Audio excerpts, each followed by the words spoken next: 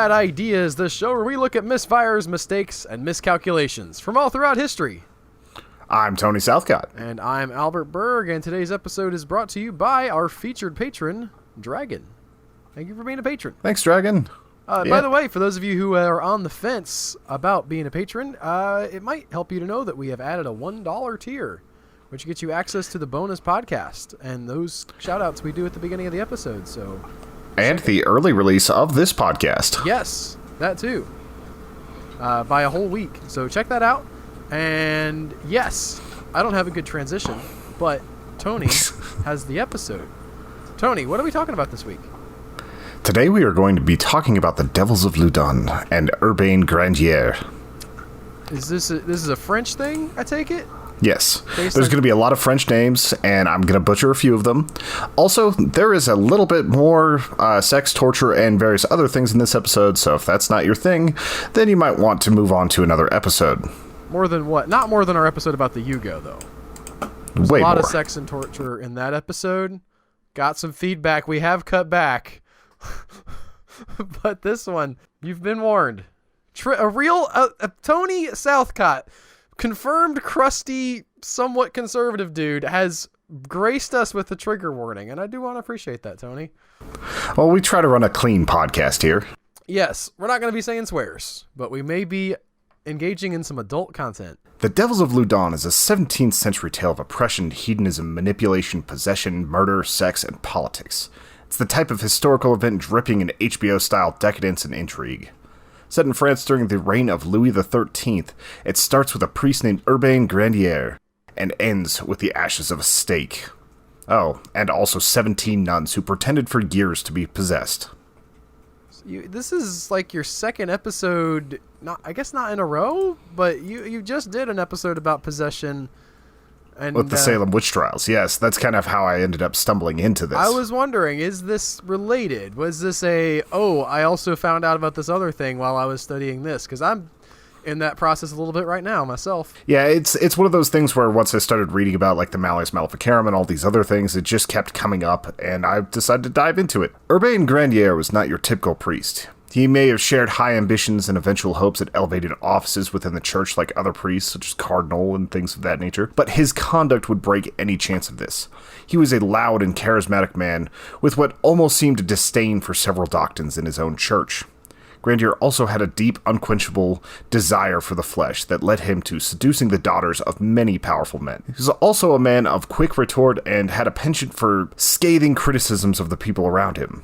Despite this, he was well liked by most of his parishioners, and was one of the funnier men out there, but it was very, very easy to offend noblemen that came and gave him confession, especially whenever he would give these during those confessions. In 1627, Grandier was appointed parish priest of St. Pierre de Mars Church in Loudun.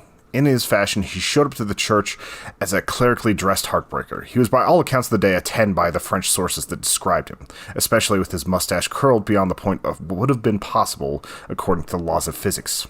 Also, he was a Jesuit priest, which at the time had a heavy focus on academic pursuits in order to make people better Christians. Unfortunately for the church, this gave him some free-thinking methods and tools that allowed him to question many of the doctrines of the Catholic Church. So just things like celibacy. To recap, he's hot, he's smart, and he's funny.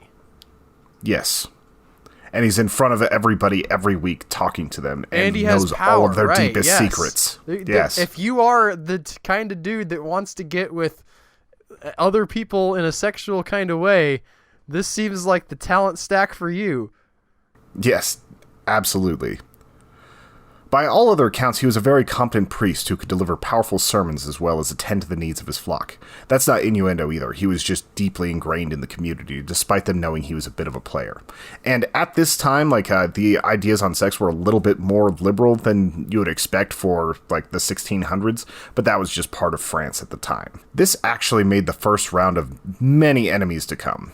Monks had been selling indulgences and tithes, preaching to congregations, but found that their revenues were drying up and their attendees were down. It also didn't help that Grandier despised these monks and openly mocked them. He was the type of guy who loved to fight, even whenever he shouldn't have picked it. He targeted everyone from the town apothecary all the way up to one of the king's advisors and the most powerful men in the church, Cardinal Richelieu. This guy, I'm starting to like him a little less. Yeah, he's there are things that are very much not to like with this guy. I think he's back and forth, we've really. got the picture of the smart, good-looking, powerful, funny dude. But the problem with this guy, I'm beginning to suspect, is that he knows that he's smart and powerful and good-looking, and he thinks that makes him bulletproof.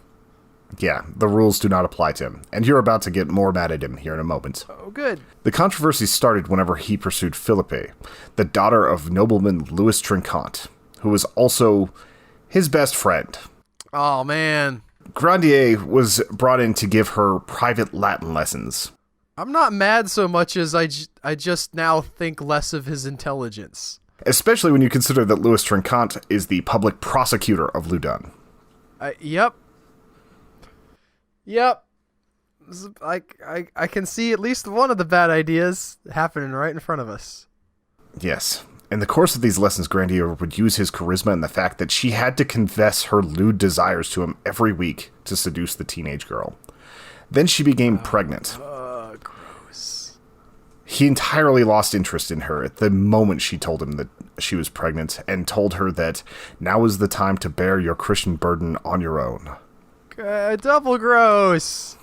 Yeah. And that was at a public confession, too. For obvious reasons, Trinquant became one of Grandier's worst enemies. A cabal of people wronged by Grandier started to form. Not only was the lead prosecutor there, but other priests, the apothecary, the town surgeon, and other people from the judiciary in Loudun. At this point, an unexpected thing happened. Grandier actually fell in love and took a wife, Madeleine de Brou. He officiated his own ceremony, and the couple was wed in secret. This cabal saw an opportunity in this union. Grandier justified this breaking of his vows by saying that it is impossible for any red-blooded man to commit to the idea of celibacy. So in just the commitment of a thing that cannot be achieved, there is no way to adhere to this commitment. So that's how he justified getting married despite being a Catholic priest. His justification was like, but you guys didn't actually expect me not to have sex, right? Yeah, pretty much. Like, it's not exactly a justification so much as it is like, yeah, but guys have sex, right? It's like, that's just impossible not to. It's like, don't even come at me with that. This ended up making another major public enemy, Pierre Menal, who was the king's advocate, a sort of lawyer to the crown. Pierre had been courting Madeleine for years with no success. Initially, Menal and his friend took solace in finding Grandier and beating him with a cane, but that wasn't justice enough for them. Sadly, there was no YouTube at the time for us to witness this beating. Or World Star Hip Hop, yes. Oh, yeah. Immorality charges were brought against Grandier, which is the first time he would be threatened with being burned at the stake.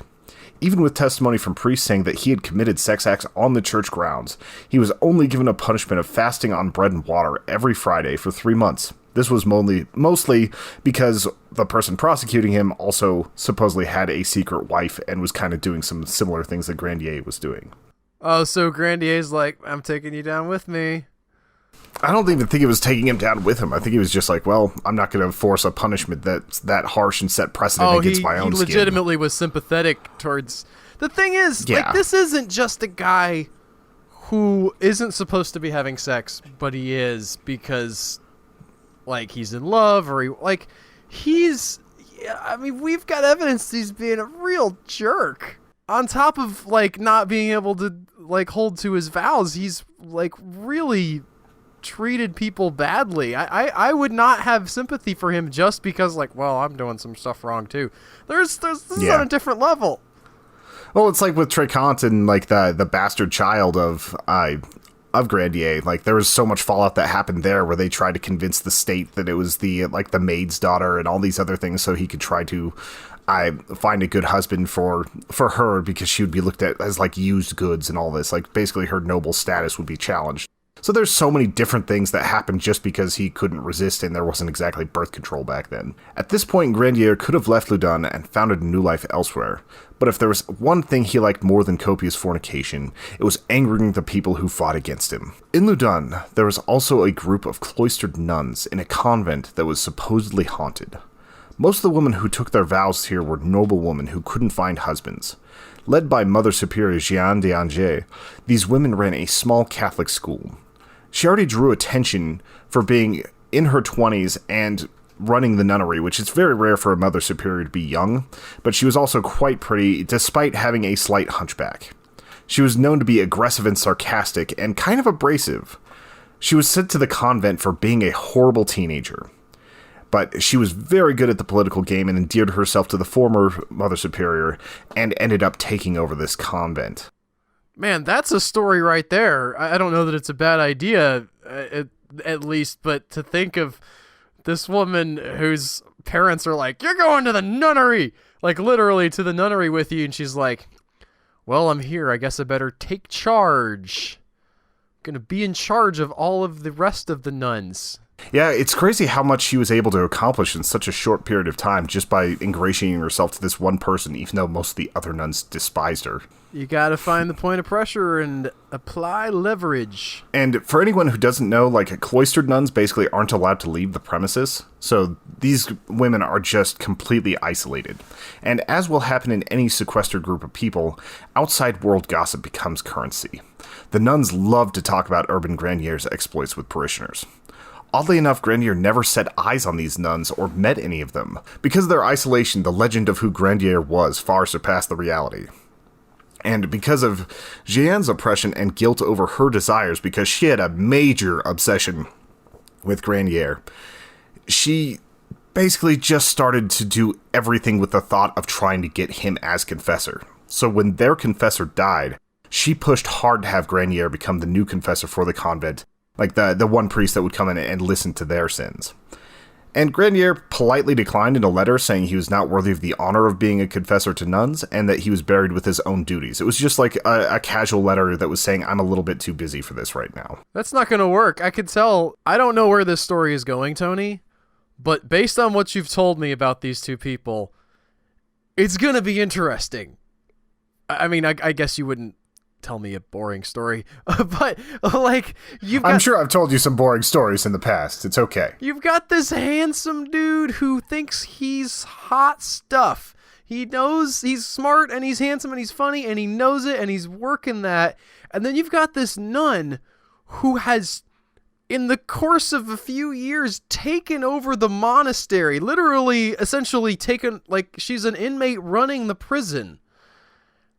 And she's got her sights set on this hot dude just from hearing about him, right? Like, she's the secreting it up all over the place. She's got, like, his name written on the wall. She's, like, thinking of a plan. She's, like, she is focused like a laser on getting this dude to come to her monastery and be her confessor, in air quotes that you can't see. What happens? Well, at this point, the obsession turned from lust to hatred. Oh, no. Jeanne wanted to destroy Grandier for his denial. The confessor would end up being a priest named Canon Mignon, one of the priests that was already in the cabal against Grandier. So she doesn't get what she wants. No, not at all. That's not going to go good. Sister Jeanne started describing the dreams that she was having to her confessor, and that Grandier was appearing to her and demanding sexual favors. The other nuns started to claim this too, pushing that it was more than just desires, but that he was a magician trying to influence them, trying to take over their lives. Dreams went from ephemeral and became visions, into accusations of incubus-style powers, with Grandier being at the very center of them. If you're gonna make somebody be a magic sex man, based on what you've told me everything so far in this story, there's not many better candidates. No, definitely not. Now, this might have died off, but a prank would make this more real to some of the nuns. The nuns were bored on Halloween and pretended to be ghosts in the convent and scared kids that came by. It was just something they were doing for fun. But some of the older nuns who believed in the haunting of the building saw just these girls walking around in basically costume and felt that the incubus was real. Canon Mignon decided that this was an opportunity. He used the paranoia of the older nuns and set about convincing them that the dreams were satanic, that dark power was taking over their convent.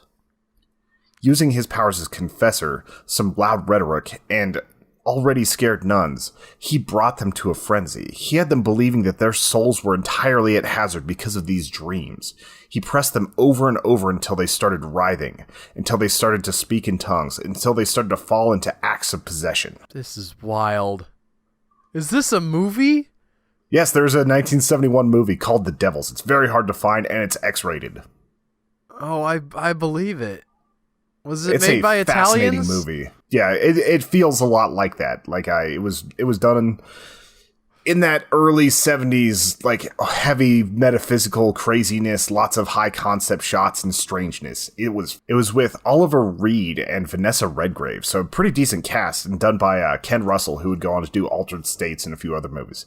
It was a strange and kind of fantastic movie. It's bizarre though. Like, it's very bizarre. Okay, I can imagine. You can cut out all the sex stuff, right? Like, you don't actually have to have that. Just knowing that these people as characters exist, the scheming and the manipulations that are going on here, it feels just really like something that you would only find in a story.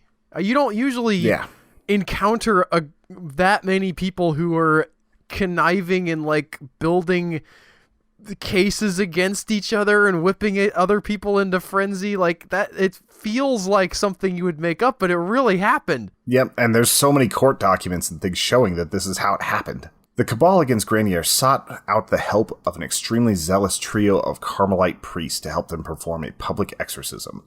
And the Carmelite priests were just very, like, you have, like, the hardcore priests, and then you have, like, the next level, like, the snake-talking type priests, the guys who go super deep, they see the devil in everything, and, like, that's who these priests were. When they got to the nunnery, they found that the younger nuns claimed that they'd been visited every night by Grandier, and the acts that they were committing semi-publicly in front of these priests are very not appropriate for this podcast. Grandier heard that something was happening at this point, but brushed it off, not realizing the severity of his situation. And because of the combination of priests, the official approval of the church, mostly by sworn enemies of Grandier and the prosecutor, this cabal was able to turn whatever the nuns said into admissible court documents. At this point, the exorcisms had been going on daily, in private, for months. Another expert was brought in, Father Beret, and he decided that it would be prudent to make the exorcisms public. He felt that people needed to see the power of the devil. Turns out, people would mostly show up to see the nuns writhing in sexual bliss and showing more leg than they should have. Yeah, I was gonna say, I feel like I knew where that was going before he said it. Some of the nuns believed that they had been taken over by more than 7 demons, Asmodeus, Leviathan, and like a whole slew of other ones. And usually they took up residence in armpits, bellies, and things like that.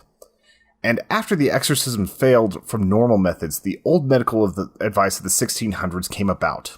It was time for holy water enemas. It was at this point that Sister Jeanne said that Urbain Grandier had put the demons in all of them in public and started to turn that public opinion against him.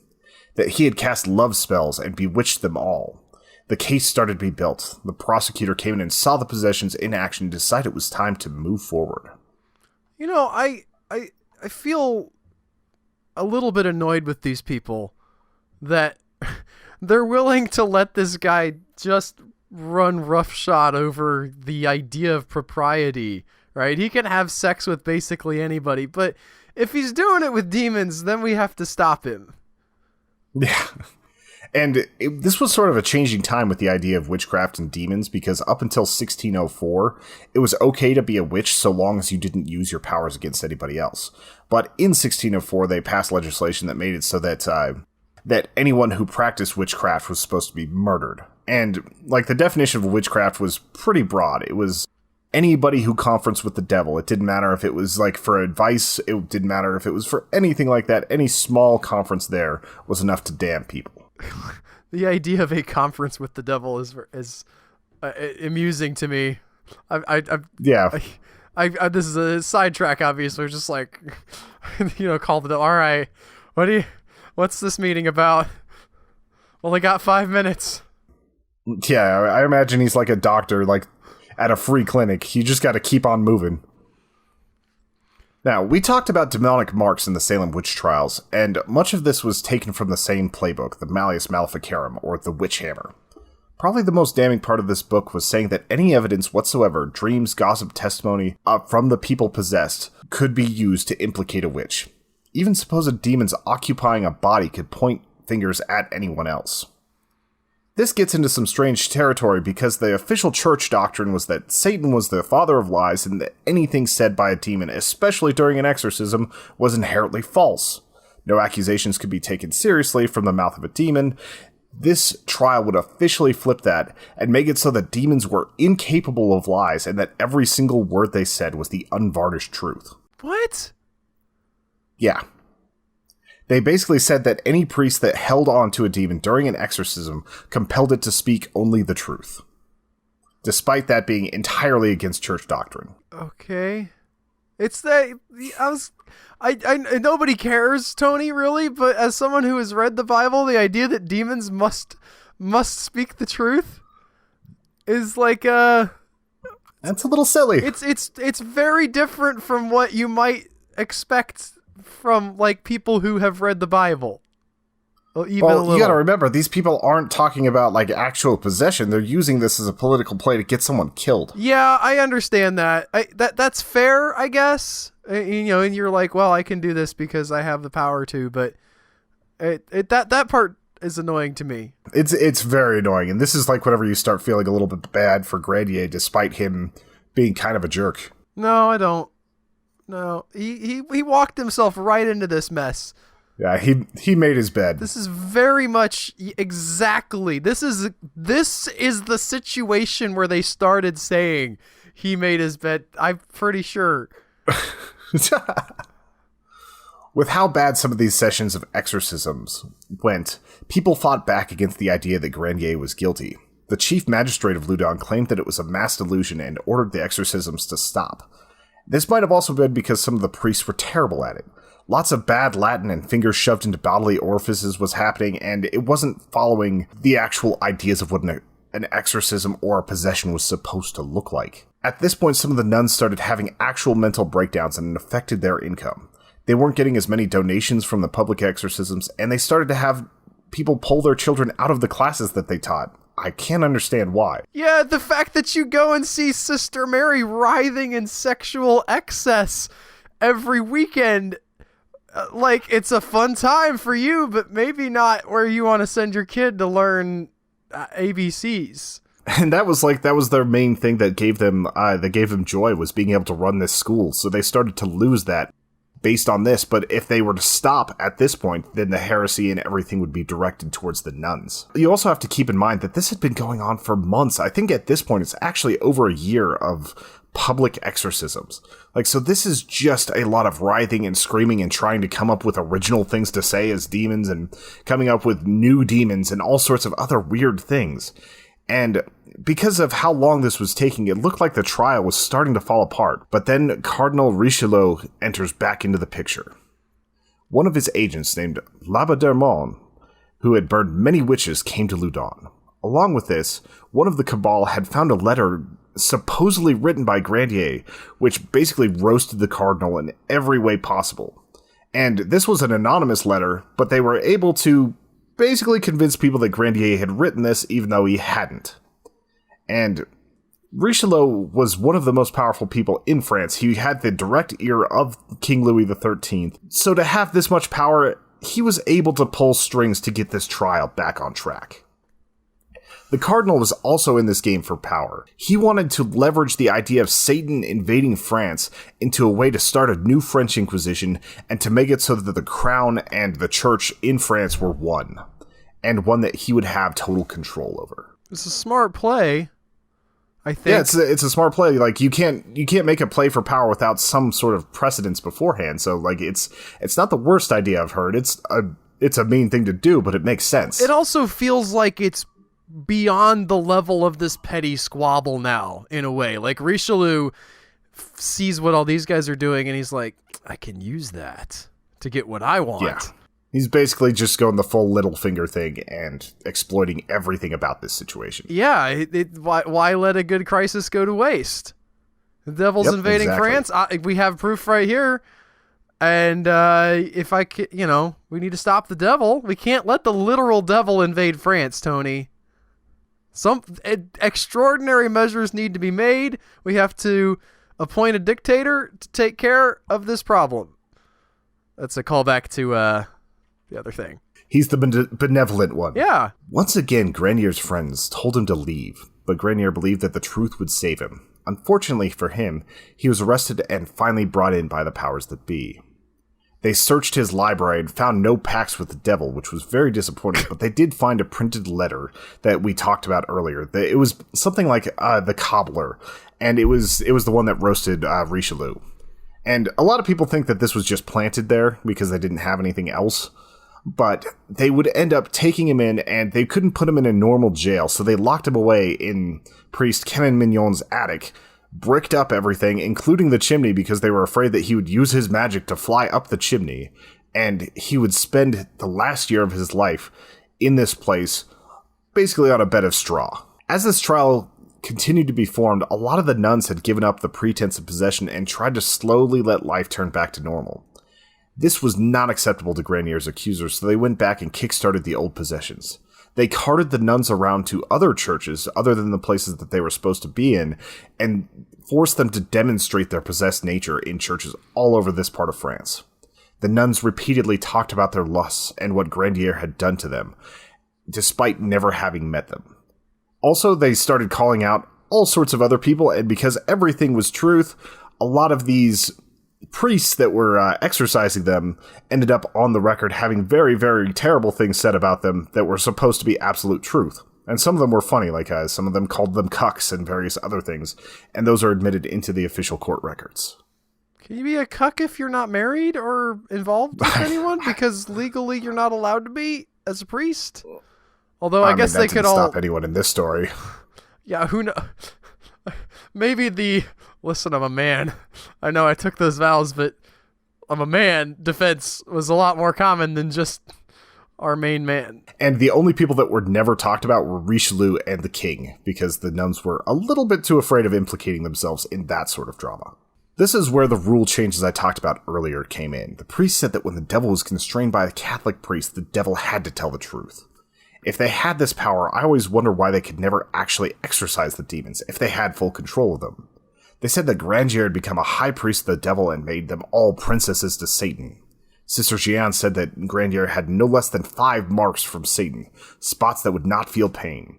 One would be on his shoulder, 2 on his butt cheeks, and 2 on his testicles. And yep. This forced physicians to have to test this out. So they took a very long needle, and instead of doing a slight prick, like they're supposed to, just to see if it would draw blood or cause pain, they tested hundreds of spots on his body and drove the needle all the way to the bone. I have the feeling this isn't really a test. Well, they found 2 spots where he didn't react. So it was announced that science had proved, unequivocally, that Grandier was a witch. Had he passed out from the pain at that point? That's kind of what people were implying, okay. That like he had completely passed out. At this point, the nuns also began to vomit up what were called pacts, and people would sift through the vomit and found things like grape seeds and nail clippings. Along with this, they found a piece of what was supposed to be a child's heart, a bird Eucharist, and the semen of Grandier. Well, that last one was probably actually there. I mean, maybe. If he could have gotten out of the attic. They claimed that his semen traveled through walls as a reward for the nuns. Okay. Also, they were given a pill called antimony, which is a reusable metal pill that would make you vomit or have bowel issues, and was often kept as a family heirloom and passed down for many generations. You pasted that into the Discord chat when we were doing the bonus podcast, by the way. Yeah, I just wanted to, I wanted to throw a curveball, see if anybody grabbed onto it. I don't know if you guys We didn't actually say anything. We were just like, it looked like you were responding to something, and we were just posting pictures of people with weird eyebrows.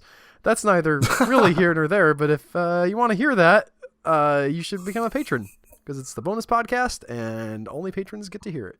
Some priests called into question these possessions because it didn't match the main 4 points of a standard confession: super strength, levitation, languages that the person couldn't possibly know, and clairvoyance. Since many of the nuns didn't speak Latin, the priests doing the exorcism claimed that they were learned demons and non-learned demons, and that some of the demons that were inside of these nuns were just not as smart as the other ones. They claimed that they had also signed pacts with Grandier that forbid them specifically from floating or using certain languages. Some of these priests also brought in a few things that were tricks, including a box that supposedly contained the actual blood of Jesus Christ. And whenever they brought this relic in front of the nuns, all of the nuns pretty much claimed to be completely cured of these demons and that they'd been driven out, until it was revealed that the box was empty. What? They were out of the blood of Jesus Christ that day? They hadn't had a new shipment come in a while? It was just a priest trying to prove a point. And one of the other priests said, like, why? Like, what sort of trick have you played on us? And the priest with the supposed blood said, what kind of trick are you playing on all of us? And it's just one of those situations where... so he didn't... He turned it around. I like that. So he actually wasn't... He was, like, he was... He was trying to prove that it was a farce because they weren't following the actual rules of how this was supposed to go down. I love these people in these situations that are, like... They're in the trenches, right? Like, this guy's not saying, I don't believe in God or whatever. He's just saying, you guys are crazy. Yeah, exactly. This isn't about, like, everybody can tell that this is stupid. And I respect that. I thought that it was a real, like, it actually, you know, they were saying that it, but no, this guy was just there to prove that they're full of it. Which they should have probably understood whenever a priest came in saying that he had the actual blood of Jesus Christ, which would be probably one of the most powerful relics in all of Catholicism. Like, I can't imagine they would let that out of, like, the Pope's view. They're so far up into their own story at this point. I legitimately don't think they have the capacity to understand, like, what things might be true or not. In July of 1634, one of the nuns broke down and wept in front of a crowd, claiming that they had been lying the whole time. This was explained away by saying that it was simply Grandier speaking through them. Sister Jeanne would actually end up going to, this guy's name always misses me, Laubert de Meaux, and admitting that she had made it all up, but he already knew this. He was in it to get rid of Grandier, not for justice, not for exorcism. He just wanted Grandier gone, and so did Cardinal Richelieu. After this, Sister Jeanne actually attempted to hang herself, but the other nuns saved her. There's so much, at this point, like, just murder the dude. It's gotta be so much less effort. You would think so. Grandier finally was able to stand trial, and even though he delivered an impassioned plea for mercy, showing how the events had changed him, and also how obviously the implications against him were fabricated, it was all for naught. He convinced people in the crowd, but the judges weren't even paying attention. Most held side conversations and laughed during his whole testimony. The verdict was unanimous, and he would be burned at the stake. They still needed a confession for political reasons, so things were about to get worse for Grandier. They put him to the question, which basically meant that he was going to be tortured until he confessed. Grandier came clean about the sins of his life, but he knew he had to refuse confessing no matter what. He would be killed, but given mercy if he were to sign the confession, but he decided that his defiance would be the only way to save his soul. That's fascinating. This guy's lived the life he's lived, and he's like, he gets up to this point, he's like, yeah, but I don't want to go to hell. And the thing is, the time in that attic really did seem to change him a lot. Like, the eloquence of his writings became so much more sincere and so much more, it felt like he understood that he had done this to himself. And he was never blaming anyone else, and he was blaming himself, and he was just trying to find any sort of repentance that he could there. Okay, well, I'll take that. You know what? Guy decides he would, you know, in my mind, there's always room for repentance, Tony. I hope that was sincere. And the torture here started out very simple. His entire body was shaved, even his eyebrows. Laubert de Meaux told the barber to take his fingernails, but the barber also refused. Basically, they just wanted him to look ugly since he was always that good-looking guy. He wanted people to mock him whenever he finally got out there. These people are acting like the stereotypical it girl in high school, but if she had unlimited power. Yeah, exactly. It's just so petty. And this is when Grandier was put to the boot.